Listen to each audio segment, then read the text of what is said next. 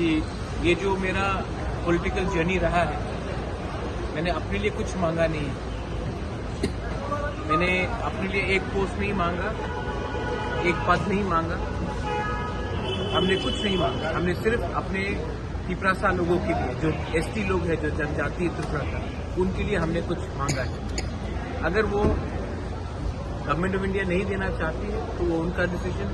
अगर वो देंगे तो हम वेलकम करेंगे, अगर नहीं देंगे तो हम ऑपोजिशन में हैं और हम जानते हैं कि ऑपोजिशन क्या कर सकता है त्रिपुरा में, तो हम ऑपोजिशन का काम करेंगे।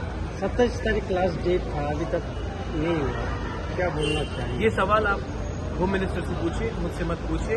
मैं वही कह सकता हूँ जो मुझे कहा गया था। मैं अपने लाइन में हूँ, जो मुझे बोला गया था।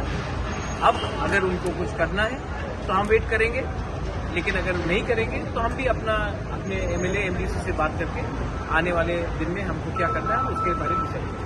आपने 24 घंटा का अल्टीमेट दिया था और आप स्ट्राइक पे जाने वाले थे।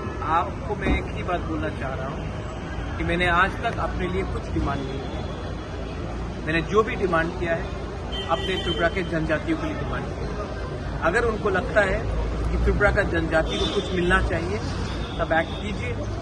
अगर उनको लगता है कि त्रिपुरा का जनजाति खुशी है तब हम अपना आपने जो आप एक ही ये सवाल नहीं, आप देश के होम मिनिस्टर से पूछ लीजिए।